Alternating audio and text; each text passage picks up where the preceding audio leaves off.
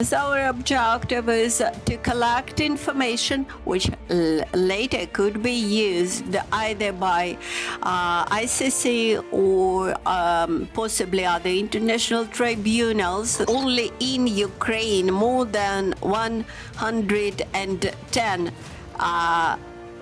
thousand of war crimes are already registered. I would like to present how the app works. Hello and welcome to Ukraine in Flames, a special project by Ukraine Media Center, an NGO Euro-Atlantic Force, and I'm your host, Myroslava Yaremko. The number of potential witnesses of crimes committed in Ukraine is enormous, as is the number of people harmed by these crimes. No justice system can cope with such a huge amount of information available to these people.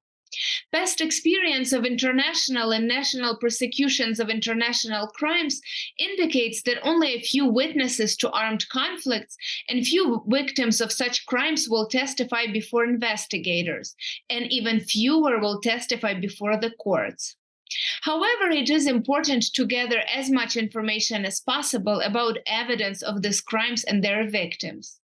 In today's episode, we're going to talk about the recently launched Sunflower Project that aims to gather information on evidence of war crimes occurring in Ukraine and serves to supplement the efforts of national authorities and international tribunals dedicated to prosecuting and educating war crimes. If you want to learn more about this subject, please continue watching this video and subscribe to our channel so that you don't miss our videos in the future. To make the mission of the project happen, the team has established a network of volunteers in countries where Ukrainian refugees have found a safe shelter. Having volunteers in so many countries allows them to say that the project is definitely universal, also in a territorial sense. Their volunteers are individuals, mostly lawyers, who are involved in supporting refugees individually, but also those who work at NGOs that organize material, psychological, medical, and/or social support to them. Andrii, Kosylo, PhD in law and member of the Sunflowers Foundation Executive Board, will talk more about their mission and how they will use the information collected by volunteers. Volunteers play a great role in the implementation of our project. Actually, a volunteer is that very person who is responsible for the contact with a specific witness of any crime, international crime committed in Ukraine. The crime of aggression, crime of genocide, or war crimes. That is our objective is to collect information which later could be used either by ICC or possibly other international tribunals that could be established in relation to the war crimes in Ukraine.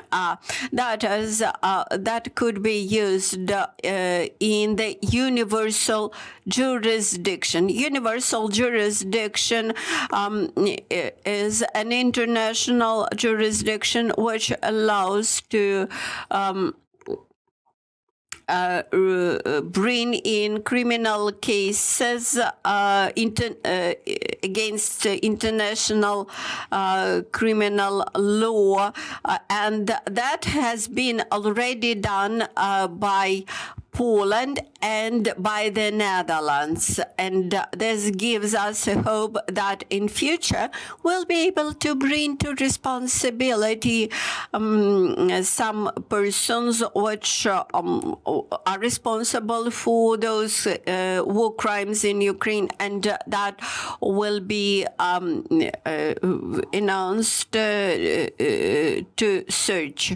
So what do our volunteers do? They assists victims in filling in the specific template, specific form describing the crime committed against this question, war crime committed against this question. Also, they record video or audio files which possibly could be used, which could later become available as evidence. Also, we do training and training for volunteers. Trainings comprise two blocks. The first part is devoted to theory, what to collect and how to collect, and the second part of training is psychological training, because volunteers contact with the victims of crimes, and they have to know how to approach to these people, how to speak to them, how not to strengthen victimization of victims. Uniqueness of Sunflower's project is reflected by the fact that it supports international and national authorities that will be involved in reparations programs in the future. By supporting in this way all these authorities, Sunflower's project contributes to bringing justice to the victims of the war in Ukraine and reinforcing the belief that the perpetrators of these crimes will not avoid accountability. Mykhailo Shepitko, PhD in law and member of the Sunflowers Foundation Executive Board, will elaborate more on this. Sunflowers Foundation, from the very beginning of the war, had accepted this difficult task to resume justice, to ensure justice for the victims of war, to ensure that the lives of our defenders are not wasted, and to bring to responsibility the perpetrators. Our Sunflower project is unique in that way that it is a non-government organization, and it carries out support function, additional function to the law enforcement agencies, and helps to collect evidence and store evidence for the future court proceedings. Since February 2024, only in Ukraine, more than 110,000 of war crimes are already registered. And of course, Ukrainian law enforcement bodies are unable to cope with all that huge amount of cases and investigate them and collect evidence. And this is not to mention all those crimes which are being committed continuously in the occupied territories. And quite on, the victims of war crimes are also the witnesses of war crimes. That's why from the early stages of full-scale invasion, we came together with our international colleagues, primarily from Poland, to professionally collect the evidence, which later could be used by the investigators. So how do we work? An application about the crime committed against any person that is, the war crime, crime of aggression, crime or genocide, could be reported by either a victim or a witness. It could be reported on our website. Later, our volunteers would approach to those witnesses or victims and document their evidence. Potential witnesses and victims of the war in Ukraine voluntarily provide information through an online form created by the project team. This information builds a database of international crime evidence and related damages. Personal and contact details of these individuals are collected to facilitate contact by relevant authorities. Participants can withdraw their information at any point. More on how the app works, please welcome the president of the Sunflowers Foundation Executive Board, Hofmanska. Any person who has information about incident or damage that could be considered international crimes or has suffered war-related damage should go to the project website. And right now I can show you our project website. And then, maybe I need to click on the share information button. I will do that. Okay.